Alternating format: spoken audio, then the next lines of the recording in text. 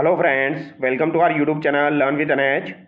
आज का ये वीडियो आप लोगों के लिए काफ़ी ज़बरदस्त होने वाला है दोस्तों, क्योंकि आज के वीडियो में हम कक्षा 8वीं की जो आपकी किताब है उसका तीसरा अध्याय कंप्लीट करने वाले हैं। और आपका जो तीसरा अध्याय रहेगा वो रहेगा आपका एकीकरण। तो आज हम एकीकरण के बारे में चर्चा करेंगे, यानी कि आपका आधुनिक राजस्थान का जो निर्माण हुआ है वो एकीकरण के माध्यम से हुआ था। तो इसके बारे में आज हम चर्चा करेंगे। और यहाँ से काफ़ी बार एग्जाम में सवाल पूछा जाता है। तो जो भी विद्यार्थी राजस्थान के अंदर किसी भी एग्ज़ाम की तैयारी कर रहे हैं, चाहे वो आपका पटवार का एग्ज़ाम हो या फिर आपका वीडियो का एग्ज़ाम, 4th ग्रेड का एग्ज़ाम हो जहाँ पर आपकी राजस्थान जी के भर भर के आने वाली है दोस्तों, इसके अलावा आपका रीड का एग्ज़ाम हो, 2nd ग्रेड का एग्ज़ाम हो, सभी एग्ज़ाम के लिए ये वीडियोज़ बहुत ही ज़्यादा इंपॉर्टेंट होने वाले हैं, क्योंकि यहाँ पर हम डायरेक्ट ऑथेंटिक किताबों से पढ़ रहे हैं दोस्तों। तो कक्षा 8वीं की जो किताब है हमारा राजस्थान, इसका आज हम तीसरा अध्याय कंप्लीट करेंगे। इसके पहले 2 अध्याय मैं आपको कंप्लीट करवा चुका हूँ, तो उन वीडियोज़ को अगर आपने नहीं देखा है तो उनको भी आप एक बार जाके देख लीजिए। तो चलिए शुरू करते हैं दोस्तों। आज राजस्थान की जो भौगोलिक स्थिति है, भौगोलिक एवं राजनीतिक स्थिति है जो हम देख पा रहे हैं, वह कई अथक प्रयासों से देसी रियासतों व रजवाड़ों के विलय के उपरांत अस्तित्व में आई। राजस्थान एकीकरण की सुगबुगाहट 1939। तो राजस्थान के एकीकरण की सुगबुगाहट जो है ये 1939 में वाइसराय लॉर्ड लिथगो के एक आदेश के उपरांत प्रारंभ हो गई थी। तो ये बात आपको ध्यान रखनी है, ये पूछी जाएगी। राजस्थान एकीकरण की सुगबुगाहट कब से शुरू हुई थी? तो 1939 ईस्वी में लॉर्ड लिथगो के एक आदेश के उपरांत ही राजस्थान के एकीकरण की प्रक्रिया शुरू हो गई थी। अखिल भारतीय देसी राज्य सेवा परिषद ने एक प्रस्ताव पारित कर यह निर्णय किया कि जिन रियासतों व ठिकानों की आय 50 लाख रुपए से कम व जनसंख्या 20 लाख से कम हो, उन्हें पड़ोस के बड़े राज्य में मिला दिया जाए। तो ये पॉइंट आपको याद करना है। जिन रियासतों व ठिकानों की आय 50 लाख रुपए से कम व जनसंख्या 20 लाख से कम हो, उन्हें पड़ोस के बड़े राज्य में मिला दिया जाए।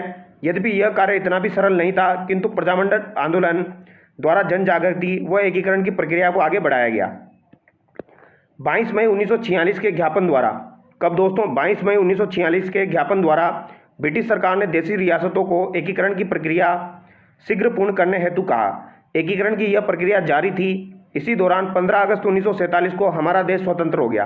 तो 15 अगस्त 1947 को हमारा देश स्वतंत्र हो गया। स्वतंत्रता के पश्चात सरकार ने एकीकरण प्रक्रिया को प्राथमिकता देते हुए और तेज कर दिया, यानी इन्होंने एकीकरण की प्रक्रिया को और तेज कर दिया। भारत सरकार की रियासती विभाग के निर्णयानुसार स्वतंत्र भारत में वे ही रियासतें अपना पृथक अस्तित्व रख सकती थी जिनकी न्यूनतम आय 1 करोड़ रुपए वार्षिक व जनसंख्या 10 लाख या उससे अधिक हो। यानी कि ये पॉइंट आपका एग्जाम में पूछ लिया जाता है, जिनकी न्यूनतम आय आपकी 1 करोड़ रुपए वार्षिक हो और जनसंख्या 10 लाख या उससे अधिक हो। अगर ये कंडीशन आप पूरी करते हैं तो आप अपना एक अलग अस्तित्व रख सकते हैं। ये कंडीशन उसमें रखी गई थी दोस्तों। तो ये कंडीशन आपको ध्यान रखनी है। 1 करोड़ और आपकी 10 लाख से अधिक अगर आपकी जनसंख्या है तो आप स्वतंत्र अस्तित्व रख सकते हो। और इस मापदंड के अनुसार राजस्थान में केवल ऐसी 4 रियासतें थी। कौन कौन सी? एक तो आपकी जयपुर, जोधपुर, बीकानेर और उदयपुर रियासतें ही स्वतंत्र अस्तित्व रख सकती थी। यानी इस क्राइटेरिया को पार करने वाली ओनली 4 रियासतें थी, जयपुर, जोधपुर, बीकानेर, उदयपुर। 1 करोड़ की इनकी आय थी वार्षिक और जनसंख्या 10 लाख से अधिक थी। तो ये पॉइंट आपको याद कर लेना है। जयपुर, जोधपुर, बीकानेर, उदयपुर, ये आपसे पूछा जा सकता है, 1 करोड़ और 10 लाख वाला। ठीक है, किंतु इन रियासतों की जनता एकीकृत राजस्थान में विलय के पक्ष में थी। प्रजा का नेतृत्व प्रजामंडल व अन्य संघों द्वारा किया जा रहा था। देसी रियासतों के कई शासकों ने भी विलय के प्रस्ताव का समर्थन किया। तो वेरी वेरी इंपॉर्टेंट बात हमने यहाँ पर डिस्कस की है दोस्तों, तो ये एग्जाम में पूछी जा सकती है। इसके अलावा यहाँ पर एक पॉइंट आया आपका दोस्तों, ये आपको ध्यान रखना है। जैसे कि यहाँ पर रियासती सचिवालय की बात की गई है दोस्तों। तो जो रियासती सचिवालय की बात की गई है, रियासती विभाग की यहाँ पर बात की गई है, ये पॉइंट आपको ध्यान रखना है। रियासती विभाग जो है दोस्तों, इसका गठन कब किया गया था? तो इसका गठन जो है ये 5 जुलाई 1947 को किया गया था। कब किया गया था दोस्तों? 5 जुलाई 1947 को किया गया था। और इसके अध्यक्ष कौन थे? तो इसके अध्यक्ष आपके वल्लभ भाई पटेल थे दोस्तों। वल्लभ भाई पटेल इसके अध्यक्ष थे। और सचिव यहाँ पर आपके वीपी मेनन हो जाएंगे। सचिव यहाँ पर कौन थे? वीपी मेनन थे। तो ये एक्स्ट्रा पॉइंट है, ये आपको ध्यान रखना है। रियासती विभाग की स्थापना 5 जुलाई 1947 को हुई थी। वल्लभ भाई पटेल यहाँ पर अध्यक्ष थे और वीपी मेनन यहाँ पर सचिव थे आपके। तो ये एग्जाम में पूछा जाता है, इसलिए मैंने आपको यहाँ पर बता दिया है। एकीकरण से पूर्व का राजस्थान देखिए। एकीकरण के पूर्व राजस्थान में 19 रियासतें थी दोस्तों। जयपुर, जोधपुर, उदयपुर, बीकानेर, बूंदी, कोटा, धौलपुर, भरतपुर, अलवर, डूंगरपुर, प्रतापगढ़, बांसवाड़ा, झालावाड़, करौली, शाहपुरा, सिरोही, टोंक, जैसलमेर, किशनगढ़। तो दोस्तों एकीकरण से पूर्व राजस्थान में कितनी रियासतें हो जाएगी? 19 रियासतें हो जाएगी। और 3 ठिकाने थे आपके। कौन कौन से 3 ठिकाने थे? एक तो आपका कुशलगढ़ था, एक लावा था और एक आपका निमराना हो जाएगा। निमराना कहाँ पर था? अलवर में था, ये पॉइंट आपको ध्यान रखना है। कुशलगढ़ कहाँ पर था? कुशलगढ़ आपका बांसवाड़ा में हो जाएगा, कुशलगढ़ बांसवाड़ा में था। और लावा आपका कहाँ पर हो जाएगा? टोंक में हो जाएगा। तो 3 ठिकाने थे और 19 रियासतें थी। कितनी रियासतें हो जाएगी? 19 रियासतें और 3 ठिकाने थे। और एक आपका केंद्र शासित प्रदेश भी था जिसे अजमेर मेरवाड़ा के नाम से जाना जाता था। तो यहाँ पर ये आपकी रियासतें थी, ये आपको ध्यान रखना है। 19 रियासतें, 3 ठिकाने और आपके दोस्तों एक केंद्र शासित प्रदेश हो जाएगा। ठीक है, तो ये एग्जाम में पूछ लिया जाता है। एकीकरण का प्रथम प्रयास कोटा रियासत के शासक महाराव भीम सिंह ने किया। तो एकीकरण का प्रथम प्रयास किसके द्वारा किया गया था? तो कोटा रियासत के शासक महाराव भीम सिंह के द्वारा किया गया था। कोटा के बाद महाराणा मेवाड़ ने 25 से 26 जून 1946 को इसी प्रक्रिया को आगे बढ़ाते हुए उदयपुर में राजस्थान, गुजरात व मालवा के कतिपय शासकों का एक सम्मेलन किया था। तो दोस्तों मेवाड़ महाराणा जो थे, इन्होंने 25 से 26 जून 1946 को प्रक्रिया को आगे बढ़ाते हुए उदयपुर में राजस्थान, गुजरात और मालवा के कतिपय शासकों का एक सम्मेलन आयोजित किया था। इसी तरह के अन्य सम्मेलन जयपुर, बूंदी, कोटा, झालावाड़ के शासकों ने भी बुलाए थे, किंतु यह प्रयास उनके निजी हितों के पोषण के ही थे, इसलिए प्रक्रिया पूर्ण नहीं हो सकी। शासकों के समानांतर ही जनता से सीधी जुड़ी संस्थाएं एवं संगठन भी एकीकरण की प्रक्रिया में सक्रिय रहे। राज्य प्रजा परिषद व प्रजामंडल के प्रयास संपूर्ण राजस्थान को एक इकाई के रूप में गठित कर भारतीय संघ में शामिल करने के लक्ष्य को लेकर जारी थे। तो ये पॉइंट आपको ध्यान रखना है। यहाँ पर 25 से 26 जून 1946 को राजस्थान यूनियन बनाने का प्रयास किया था आपके यहाँ पर महाराणा मेवाड़ ने, तो ये आपको ध्यान रखना है। ठीक है, और भीम सिंह ने भी यहाँ पर प्रयास किया था जो कि कोटा के शासक थे। तो ये दोनों पॉइंट भी आपके एग्जाम में पूछ लिए जाते हैं। अब अगला पॉइंट देखिए, अगर ये आपके नोट्स में नहीं लिखे हुए हैं दोस्तों तो इनको लिख लेना आप एक बार। ठीक है, एकीकरण के चरण देखिए। राजस्थान का एकीकरण एक जटिल और चुनौतीपूर्ण प्रक्रिया थी। दीर्घकाल में अस्तित्व में रही देशी रियासतों एवं ठिकानों को एक ही सामान्य प्रशासनिक व्यवस्था के तहत लाना कठिन कार्य था। इन रियासतों में जनसंख्या, सामाजिक रीति रिवाज, आर्थिक व राजनीतिक विभिन्नताएं थी। कुछ रियासतों में परंपरागत पद्धति से प्रशासन का संचालन हो रहा था तो कुछ में आधुनिक शासन के मूल्य प्रचलित हो गए थे। इन सभी क्षेत्रों में एक समाज, राजनीतिक, प्रशासनिक व्यवस्था की स्थापना और समग्र रूप से उनका आर्थिक विकास करना, नई सेवाओं की स्थापना, नए नियम बनाना आदि कार्य बहुत ज़्यादा चुनौतीपूर्ण थे। इन सभी चुनौतियों से लड़ते हुए नवंबर 1956 में आधुनिक राजस्थान के निर्माण का कार्य पूरा किया गया। तो 1 नवंबर 1956 को दोस्तों आधुनिक राजस्थान के निर्माण का कार्य पूरा हुआ था। तो 7 प्रमुख चरणों में, कितने चरणों में दोस्तों? 7 प्रमुख चरणों में गुजरते हुए राजस्थान अपने आधुनिक स्वरूप में आया। एकीकरण के इन 7 चरणों को हम दी गई सारणी के द्वारा सरलता से समझ सकते हैं। तो यहाँ पर सारणी दी गई है आपकी ये कक्षा 8 की किताब में, तो इसके माध्यम से आप समझ सकते हैं एकीकरण को। तो प्रथम चरण जो था आपके एकीकरण का 7 चरणों में हुआ। तो 7 चरणों में हम पहला देखने वाले हैं। तो 7 चरणों में जो पहला चरण था आपका, उसका नाम क्या था दोस्तों? मत्स्य संघ था। नाम क्या था इसका? मत्स्य संघ नाम था। गठन की तारीख क्या थी? 17 से 18 मार्च 1948। तो ये इसके गठन की तारीख थी प्रथम चरण के। तो 7 चरण जो है ये आपको ध्यान रखने हैं। इसमें पहला चरण हो जाएगा आपका मत्स्य संघ, जिसका निर्माण जो है दोस्तों वो 17 या 18 मार्च 1948 को हुआ था। ये पॉइंट आपको ध्यान रखना है। और यहाँ पर कौन कौन सी रियासतें थी जिनको मिलाया गया था? तो यहाँ पर ABCD को मिलाया गया था दोस्तों, ये आप देख सकते हो। ABC, ये आपकी C और ये आपकी D हो जाएगी। यानी कि अलवर, भरतपुर, धौलपुर और करौली, 4 रियासतों को यहाँ पर मिलाया गया था। और एक आपका ठिकाना भी हो जाएगा निमराना, क्योंकि निमराना आपका अलवर में आता था तो निमराना को भी यहाँ पर ही मिला दिया गया। तो ये पॉइंट भी आपको ध्यान रखना है। तो 4 रियासतों को मिलाया गया, अलवर, धौलपुर, भरतपुर, करौली को मिलाकर मत्स्य संघ का निर्माण किया गया। अलवर इसकी राजधानी बनी। तो अलवर इसकी राजधानी बनी थी, ये आपको ध्यान रखना है। अलवर को राजधानी बनाया गया था दोस्तों। ठीक है, धौलपुर के महाराजा उदयभान सिंह जो थे वो राजप्रमुख बने थे। तो धौलपुर के राजा थे आपके उदयभान सिंह, इनको क्या किया गया? राजप्रमुख बनाया गया। तो उदयभान सिंह आपके राजप्रमुख बने थे। और शोभाराम कुमावत जो थे वो यहाँ पर प्रधानमंत्री नियुक्त हुए थे। तो यहाँ पर शोभाराम जो थे ये तो प्रधानमंत्री नियुक्त हुए थे। उदयभान सिंह जो कि धौलपुर के शासक थे आपके दोस्तों, ये आपके राजप्रमुख बने थे। और अलवर को यहाँ पर राजधानी बनाया गया था। और उद्घाटन कहाँ पर किया गया था? उद्घाटन यहाँ पर दोस्तों भरतपुर में किया गया था। भरतपुर में उद्घाटन किया गया था NV गोडगिल के द्वारा। ये पॉइंट भी आपको ध्यान रखना है। ठीक है, इसके अलावा अगर आपसे पूछा जाए मत्स्य संघ जो नाम था ये किसके द्वारा दिया गया था? तो मत्स्य संघ नाम जो है ये KM मुंशी के द्वारा दिया गया था। KM मुंशी ने यहाँ पर मत्स्य संघ नाम दिया था। ये पॉइंट भी आपको ध्यान कर लेना है। अब आगे देखिए, द्वितीय चरण जो हुआ था आपका दोस्तों, उसका नाम हो जाएगा पूर्व राजस्थान या राजस्थान संघ। क्या नाम हो जाएगा इसका? पूर्व राजस्थान या राजस्थान संघ। ये आपका हुआ था 25 मार्च 1948 को। पहला चरण तो आपका 18 मार्च को हुआ दोस्तों, 17-18 मार्च 1948 को। दूसरा चरण कुछ ही दिनों बाद यानी 25 मार्च 1948 को गठित हुआ था। जिसका नाम क्या रखा गया, पूर्व राजस्थान या राजस्थान संघ। यानी कि यहाँ पर राजस्थान शब्द का प्रयोग पहली बार किया गया था आपके एकीकरण में, ये आपको ध्यान रखना है, पूर्व राजस्थान और राजस्थान संघ। अब यहाँ पर दोस्तों काफ़ी रियासतों को मिलाया गया, जिसमें आप देख सकते हो बांसवाड़ा है आपकी, कोटा, बूंदी, झालावाड़, टोंक, डूंगरपुर, प्रतापगढ़, किशनगढ़ और शाहपुरा रियासतों को यहाँ पर मिलाया गया। और कुशलगढ़ व लावा ठिकानों को मिलाकर द्वितीय चरण पूर्ण हुआ। और यहाँ पर आपके कुशलगढ़ और लावा जो ठिकाने थे, इनको भी मिलाकर दोस्तों द्वितीय चरण को पूर्ण किया गया। ये बात आपको ध्यान रखनी है, ये यहाँ पर दिया गया है। तो कुशलगढ़ और लावा ठिकाने जो थे, उनको भी यहाँ पर मिलाकर द्वितीय चरण पूर्ण हुआ। कोटा को राजधानी बनाया गया, और यहाँ पर राजधानी किसको बनाया गया, जैसे कि वहाँ पर राजधानी आपकी अलवर बनी थी, यहाँ पर राजधानी आपकी कोटा बनी थी। और कोटा के महाराव थे भीम सिंह। कोटा के महाराव कौन थे दोस्तों, भीम सिंह थे। भीम सिंह जो थे वो यहाँ पर क्या बने थे, राज प्रमुख बने थे। और गोकुल लाल असावा जो थे वो यहाँ पर प्रधानमंत्री बने थे। गोकुल लाल असावा जो है, गोकुल लाल असावा वो यहाँ पर क्या हो जाएंगे, प्रधानमंत्री हो जाएंगे। तो ये पॉइंट भी आपको ध्यान रखना है। यानी कि ये दो पॉइंट तो वेरी वेरी इंपॉर्टेंट है, भीम सिंह और गोकुल लाल असावा। कोटा को राजधानी बनाया गया था, ये पॉइंट तो वेरी वेरी इंपॉर्टेंट है। कुशलगढ़ लावा को यहाँ पर शामिल किया गया था। और यहाँ पर आपकी कितनी रियासतें हो जाएगी दोस्तों, 1 2 3 4 5 6 7 8 और ये आपकी 9 बड़ी रियासतों को यहाँ पर शामिल किया गया था। तो ये पॉइंट भी आपको ध्यान रखना है, ठीक है। अब यहाँ पर मेरी तरफ से मैं कुछ एक्स्ट्रा आपको बता देता हूँ। जैसे कभी कभार क्या होता है दोस्तों, उपराष्ट्र प्रमुख भी पूछ लिए जाते हैं, तो उपराष्ट्र प्रमुख भी आपको ध्यान रखना है। अगर मैं बात करूँ प्रथम चरण की, तो प्रथम चरण में जो आपके उपराष्ट्र प्रमुख रहे हैं, एक बार उनके बारे में देख लेते हैं हम। प्रथम चरण के उपराष्ट्र प्रमुख आपके कौन रहे हैं, तो प्रथम चरण में आपके उपराष्ट्र प्रमुख किनको बनाया गया, वो भी मैं एक बार आपको बता देता हूँ दोस्तों, क्योंकि कभी कभार वो भी आपके एग्जाम में पूछ लिए जाते हैं।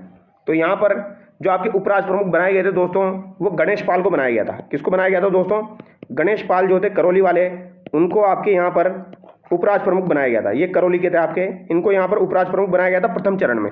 तो हो सकता है कभी कभार आपको एग्जाम में देखने को मिल जाए, तो ये आपको ध्यान रखना है।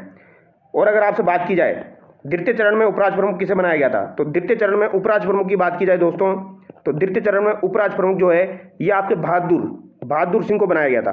बहादुर सिंह हो जाएंगे आपके, कहाँ के हो जाएंगे दोस्तों, बूंदी के हो जाएंगे।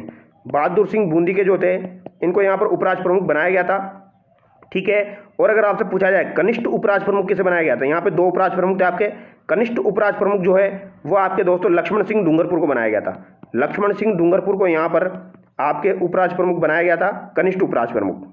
तो ये पॉइंट भी आपको ध्यान कर लेना है। यानी कि उपराष्ट्र प्रमुख पूछे जाए तो बहादुर सिंह बूंदी हो जाएंगे, और कनिष्ठ उपराष्ट्र प्रमुख पूछे जाए तो लक्ष्मण सिंह डूंगरपुर वाले हो जाएंगे आपके, ठीक है। ये यहाँ पर उपराष्ट्र प्रमुख बने थे। अब तीसरा चरण देखिए दोस्तों, तीसरा चरण जो होता है आपका, उसका नाम हो जाएगा संयुक्त राजस्थान। और ये आपका 18 अप्रैल 1948 को गठित हुआ था। कब गठित हुआ ये आपका, 18 अप्रैल 1948 को गठित हुआ। संयुक्त राजस्थान में यहाँ पर क्या किया गया, उदयपुर यानी मेवाड़ का विलय कर दिया गया। तो यहाँ पर मेवाड़ को मिला दिया गया दोस्तों। तो जब आपका जो राजस्थान था, संयुक्त राजस्थान में क्या किया गया, मेवाड़ को मिला दिया गया। तो मेवाड़ को मिला दिया गया, तो इससे इसका नाम क्या पड़ा, संयुक्त राजस्थान। और मेवाड़ के भूपाल सिंह को राज प्रमुख बनाया गया यहाँ पर, और माणिक्यलाल वर्मा यहाँ पर प्रधानमंत्री बने। जबकि प्रथम चरण में आपके प्रधानमंत्री कौन बने थे दोस्तों, तो प्रथम चरण में आपके जो प्रधानमंत्री थे वो आपके शोभाराम कुमावत थे। द्वितीय चरण में कौन हो जाएंगे आपके प्रधानमंत्री, गोकुल लाल असावा हो जाएंगे। और तृतीय चरण में आपके प्रधानमंत्री कौन बने थे, माणिक्यलाल वर्मा बने थे। तो इनको सीक्वेंस से याद रखना है। और यहाँ पर राज प्रमुख आपके कौन हो जाएंगे, भूपाल सिंह हो जाएंगे, क्योंकि मेवाड़ को मिलाया गया है। तो मेवाड़ के जो राजा है आपके, वही भैया राज प्रमुख बनेंगे। तो भूपाल सिंह यहाँ पर राज प्रमुख बने। और यहाँ पर जो उद्घाटन किया गया था, वो पंडित जवाहरलाल नेहरू ने इस विलय का उद्घाटन किया। यानी कि पहले चरण और द्वितीय चरण का उद्घाटन तो एन वी गोडगिल ने किया था। एन वी गोडगिल ने तो आपके प्रथम चरण और द्वितीय चरण का उद्घाटन किया था, लेकिन तीसरा चरण जो था आपका संयुक्त राजस्थान, इसका उद्घाटन किसने किया था, जवाहरलाल नेहरू के द्वारा किया गया था। तो ये पॉइंट आपको याद करना है, ठीक है। अब अगला पॉइंट देखिए दोस्तों। अब यहाँ पर भी अगर आपसे उपराष्ट्र प्रमुख पूछ लिया जाए तो वो भी आपको ध्यान रखना है। जैसे कि यहाँ पर आपके राज प्रमुख तो कौन हो जाएंगे, भूपाल सिंह हो जाएंगे, लेकिन यहाँ पर उपराष्ट्र प्रमुख भी बनेंगे। तो यहाँ पर उपराष्ट्र प्रमुख आपके कौन कौन हो जाएंगे, वो भी मैं आपको बता देता हूँ दोस्तों। यहाँ पर अगर आपसे पूछा जाए वरिष्ठ उपराष्ट्र प्रमुख, तो वरिष्ठ उपराष्ट्र प्रमुख आपके कौन हो जाएंगे, तो वरिष्ठ तो आपके दोस्तों कोटा वाले भीम सिंह हो जाएंगे। कोटा वाले जो भीम सिंह थे आपके, वो यहाँ पर वरिष्ठ उपराष्ट्र प्रमुख हो जाएंगे।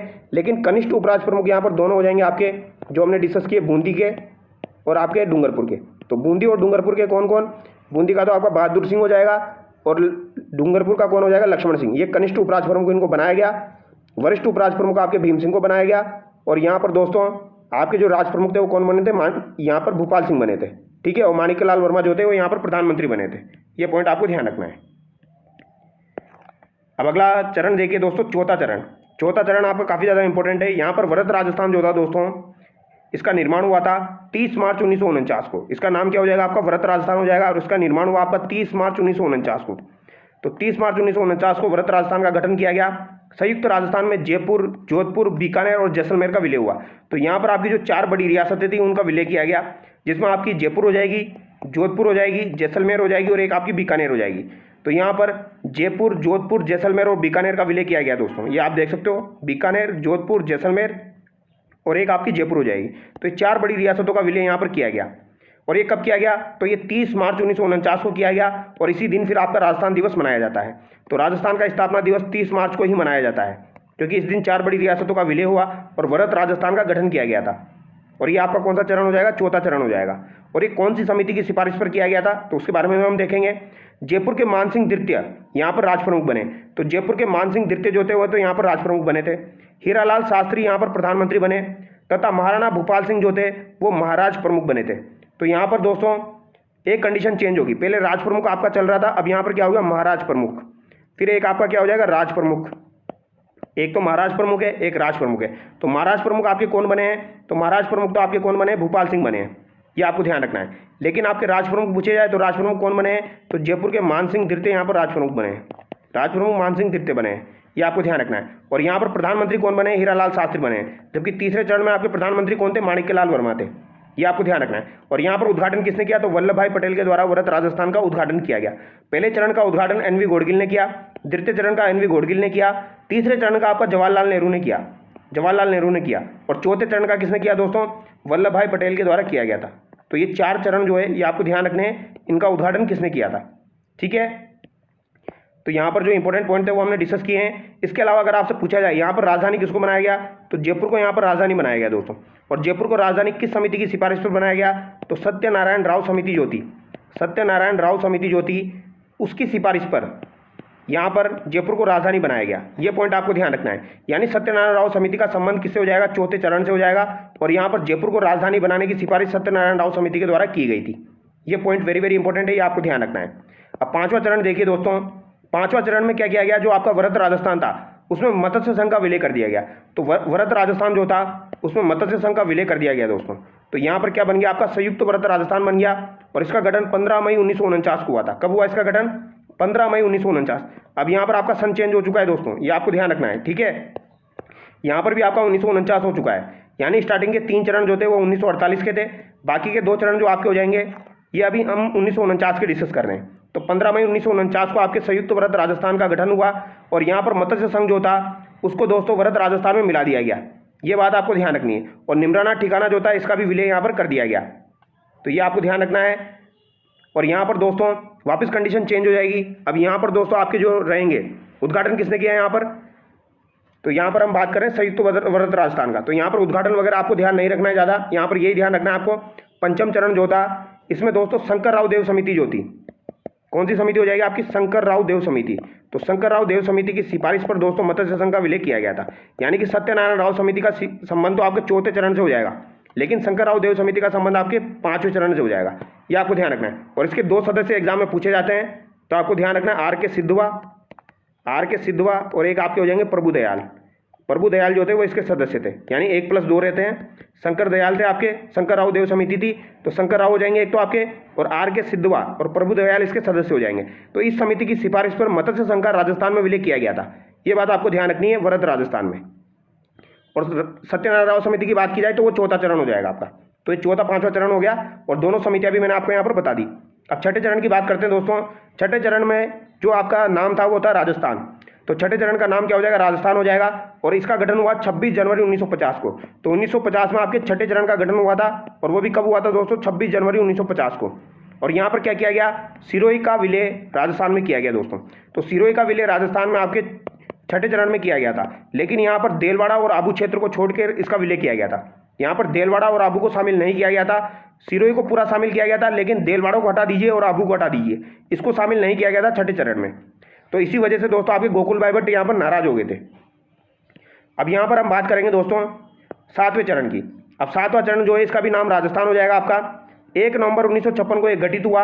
राजस्थान में आबू देलवाड़ा, अजमेर मेरवाड़ा और मंदसौर के सुनेल टप्पा क्षेत्र का राजस्थान में विलय किया गया। ठीक है। और झालावाड़ का जो सिरोंज था वो मध्य प्रदेश को दिया गया। अब इसको मैं आपको समझा देता हूँ दोस्तों। देखो, यहाँ पर जब सिरोही का विलय किया गया तो गोकुल भाई भट्ट नाराज हो गए, क्योंकि गोकुल भाई भट्ट का जो गांव था वो दूसरे राज्य में चला गया, तो यहाँ पर उनको राजस्थान में चाहिए था। तो 7वें चरण में क्या किया गया दोस्तों, आबू और देलवाड़ा जो था, जिसको नहीं मिला गया था, उसका विलय राजस्थान में किया गया। तो आबू देलवाड़ा का विलय राजस्थान में किया गया, और अजमेर मेरवाड़ा जो था, इसका भी विलय कहाँ किया गया, राजस्थान में किया गया। तो ये 2 पॉइंट तो आपको ध्यान रखने हैं, आबू देलवाड़ा, अजमेर मेरवाड़ा। और इन्होंने क्या किया दोस्तों, मंदसौर था आपका कहाँ का, मंदसौर का एक गांव था जिसका नाम था सुनेल टप्पा। तो सुनेल टप्पा जो है उसको तो राजस्थान में मिला दिया इन्होंने। तो सुनेल टप्पा को राजस्थान में मिलाया, जो कि कहाँ का था आपका, एमपी का था। और राजस्थान का जो सिरोंज था वो कहाँ पर दे दिया इन्होंने, राजस्थान का सिरोंज जो है वो एमपी को दे दिया। ये आपको ध्यान रखना है। जो झालावाड़ का था आपका, तो झालावाड़ का जो सिरोंज था वो तो इन्होंने एमपी को दे दिया, और उधर से भी एक गाँव ले लिया सुनेल टप्पा। ये आपको ध्यान रखना है। तो मंदसौर का एक गाँव था सुनेल टप्पा, वो राजस्थान में मिलाया गया, और जो सिरोंज था राजस्थान का, झालावाड़ का, वो मध्य प्रदेश को दिया गया। ये बात आपको ध्यान रखनी है। तो यहाँ पर अगर देखा जाए तो ऐसा बोला जाता है दोस्तों, जो आपका यहाँ पर विलय हुआ किसका, सिरोही का, वो 2 चरणों में हुआ। सिरोही का विलय कितने चरणों में हुआ, 2 चरणों में हुआ। ये पॉइंट आपको ध्यान रखना है। तो सिरोही का विलय अगर आपसे पूछा जाए कितने चरणों में हुआ, तो 2 चरणों में हुआ। तो ये पॉइंट आपको ध्यान रखना है, ठीक है। अगर आपसे पूछा जाए 4थे चरण का संबंध कौन सी समिति से है, तो यहाँ पर सत्यनारायण राव समिति। 5वें चरण का संबंध किससे है, शंकर राव देव समिति। लेकिन 7वें चरण का संबंध किससे हो जाएगा, ये आपके फजल अली आयोग से हो जाएगा, फजल अली समिति से हो जाएगा। फजल अली समिति की सिफारिश पर ही आबू देलवाड़ा, अजमेर मेरवाड़ा और सुनेल टप्पा को राजस्थान में मिलाया गया था। और सुरेंज जो है ये आपका किसको दिया गया, मध्य प्रदेश को दिया गया। ये आपको ध्यान रखना है। तो फजल अली समिति की सिफारिश पर किया गया था, या इसे दोस्तों राज्य पुनर्गठन आयोग भी बोला जाता है, राज्य पुनर्गठन आयोग भी इसे बोला जाता है। इस समिति की सिफारिश पर ही आपका 7वां चरण कंप्लीट हुआ था। और इसमें आपके सदस्य कौन कौन हो जाएंगे, वो भी आपके एग्जाम में पूछ ले जाते हैं, तो आपको ध्यान रखना है। इसके सदस्य आपके हो जाएंगे पन्नी और हृदयनाथ कुंजरू। एक तो आपके फजल अली हो जाएंगे, और एक आपकी पन्नी हो जाएगी, KM पन्नी। तो KM पन्नीकर हो जाएंगे एक तो आपके, और एक आपके हो जाएंगे हृदयनाथ कुंजरू। ये 2 सदस्य थे इसके, हृदयनाथ कुंजरू। ये आपको ध्यान रखना है। अब देखो, ये डिटेल आपकी कक्षा 8 की किताब में नहीं मिलेगी, लेकिन कक्षा 9, कक्षा 10 की किताब में आपको मिल जाएगी। तो पन्नी और हृदयनाथ कुंजरू को यहाँ पर दोस्तों सदस्य बनाया गया था फजल अली का। तो ये बात आपको ध्यान रखनी है। अब यहाँ पर देखिए आप, राजस्थान का स्थापना दिवस कब मनाया जाता है, तो ये 30 मार्च को मनाया जाता है। तो ये पॉइंट आपको ध्यान रखना है। यहाँ पर इनको मानचित्र में अंकित करना है आपके, जैसलमेर, अजमेर, जयपुर, जोधपुर को। तो ये हम देख चुके हैं। एकीकरण की प्रक्रिया जो है वो किसे कहा जाता है, तो जोड़ने की प्रक्रिया को कहा जाता है। विशाल और बड़ा का मतलब क्या हो जाएगा आपका, वृहद हो जाएगा। अब यहाँ पर कुछ ऑब्जेक्टिव सवाल है, वो हम देख लेते हैं। जैसे कि संयुक्त वृहद राजस्थान में कौन सा क्षेत्र शामिल नहीं था, तो संयुक्त वृहद राजस्थान में आपका जोधपुर, कोटा, किशनगढ़ और अजमेर मेरवाड़ा। तो यहाँ पर आपका कौन सा क्षेत्र शामिल नहीं था, तो यहाँ पर आपके दोस्तों अजमेर मेरवाड़ा शामिल नहीं था संयुक्त वृहद राजस्थान में। और संयुक्त राजस्थान के राज प्रमुख कौन हो जाएंगे आपके, गोकुल लाल असावा तो नहीं थे आपके, भूपाल सिंह, हीरालाल शास्त्री भी नहीं थे, मान सिंह द्वितीय। तो संयुक्त राजस्थान के राज प्रमुख आपके कौन हो जाएंगे, तो ये आपके कौन हो जाएंगे दोस्तों, भूपाल सिंह हो जाएंगे। ऑप्शन बी यहाँ पर आपका करेक्ट हो जाएगा। राजस्थान एकीकरण की प्रक्रिया के प्रयासों से आगे बढ़ी, तो ये वल्लभ भाई पटेल के प्रयासों से आगे बढ़ी थी। और राजस्थान दिवस आपका 30 मार्च को मनाया जाता है। तो चलिए दोस्तों, यहाँ पर हमारा वीडियो कंप्लीट होता है। बाकी नेक्स्ट चैप्टर जो है आपका जनसंख्या, वो हम नेक्स्ट वीडियो में डिस्कस करेंगे। Thank you so much.